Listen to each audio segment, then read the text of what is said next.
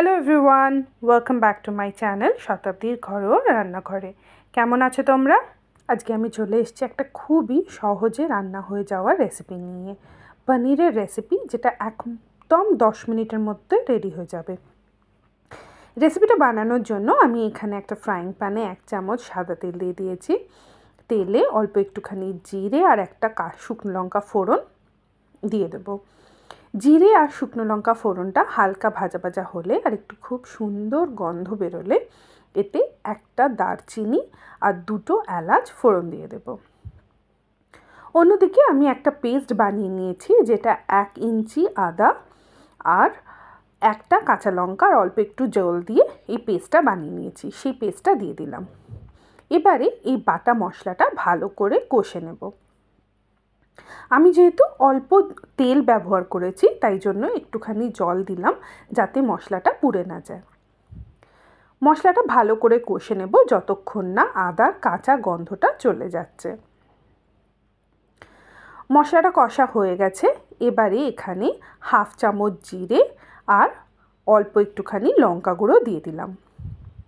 এর গ্রেভিটা যেহেতু একটু সাদা সাদা ভাবই হবে, আমি বেশি কালারযুক্ত মশলা ব্যবহার করছি না। গুঁড়ো মশলাগুলো ভালো করে কষে নেব যতক্ষণ না সাইড থেকে তেল ছেড়ে আসছে। দেখো, গুঁড়ো মশলাগুলো ভালো করে কষা হয়ে গেছে। এবারে এখানে 1খানা ক্যাপসিকাম, যেটা চৌকো করে কেটে নিয়েছি, সেটা দিয়ে দিলাম। আর এর সঙ্গে একটা টমেটো, ওটাও চৌকো করে কেটে নিয়েছি, ওটা দিয়ে দিলাম। ক্যাপসিকাম আর টমেটোটা ভালোভাবে মশলার সঙ্গে মিশিয়ে হালকা নাড়াচাড়া করে দেবো 30 সেকেন্ডস মতন।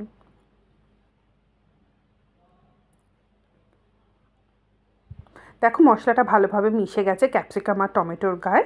এবারে এখানে 2টো কাঁচা লঙ্কা দিয়ে দিলাম। আমি এখানে কাঁচা লঙ্কাগুলো গোটা গোটাই দিয়েছি, তোমরা চাইলে ভেঙে বা চিড়ে দিতে পারো।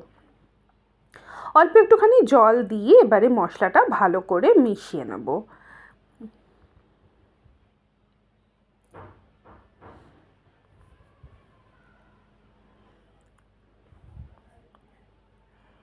এখানে আমি স্বাদ মতো নুন দিয়ে দেব।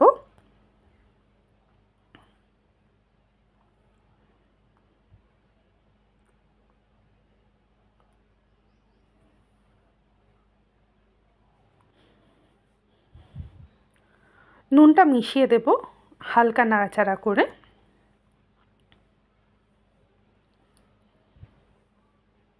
দেখো, ক্যাপসিকাম টমেটো সব কিছুই খুব নরম, তাই জন্য বেশি কিন্তু রান্না করার দরকার নেই।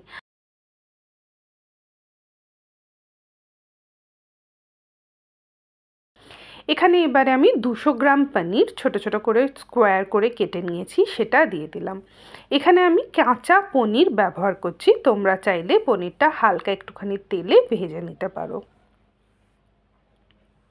পনিরটা দিয়ে সব কিছু একসঙ্গে ভালো করে মিশিয়ে দেব, যাতে মশলাটা ভালোভাবে পনিরের গায়ে লেগে যায়। পুরো রান্নাটাই আমি মিডিয়াম ফ্লেমে করছি।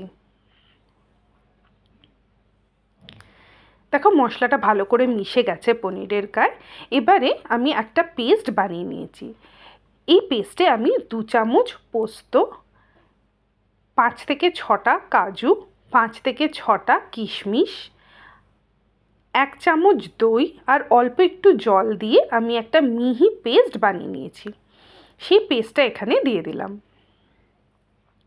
আর মিক্সার জারটা ধুয়ে একটুখানি জলও আমি অ্যাড করে দেবো এখানে। সব কিছু একসঙ্গে মিশিয়ে দেব আর ফুটতে দেব।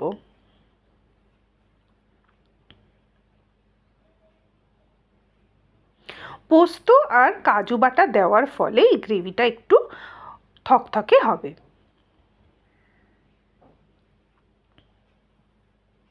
মোটামুটি 2 থেকে 3 মিনিট মতন ফুটতে দেব।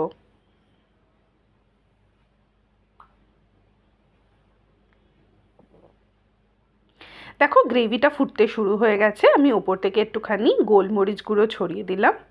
তোমরা যদি চাও গোলমরিচ গুঁড়োটা অ্যাভয়েড করতে পারো, যদি পছন্দ না হয়, কিন্তু দিলে কিন্তু স্বাদটাই খুব আলাদা হবে।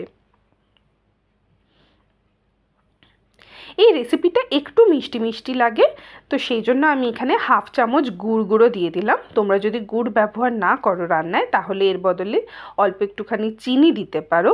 আর যদি তোমরা একদমই মিষ্টি রান্না না দাও, তাহলে গুড় বা চিনিটাকে অ্যাভয়েড করতে পারো। সব কিছু একসঙ্গে মিশিয়ে দেব, আরও 1 মিনিট মতন ফুটতে দেব। গ্রেভিটা দেখো খুব ভালোভাবে ফুটছে। আমি এখানে কাসুরি মেথি হালকা রোস্ট করে নিয়েছি, সেটাকে গুঁড়ো করে ওপর থেকে ছড়িয়ে দেব।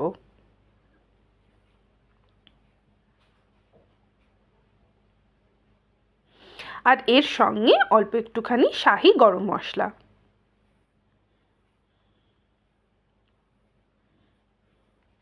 দেখো সব কিছু একসঙ্গে ভালোভাবে ফুটতে শুরু হয়ে গেছে।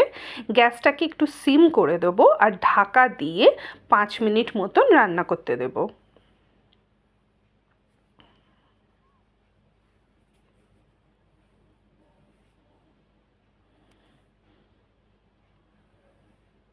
এই রেসিপিটা তোমরা রুটি, পরোটা, পোলাওয়ের সঙ্গে কিন্তু সার্ভ করতে পারো, দারুণ লাগবে। দেখো 5 মিনিট হয়ে গেছে আর গ্রেভিটাও অনেকটাই ঘন হয়ে গেছে। হালকা একটুখানি নাড়িয়ে দেব। তোমরা চাইলে নামানোর আগে হাফ চামচ ঘি ছড়িয়ে নামিয়ে নিতে পারো।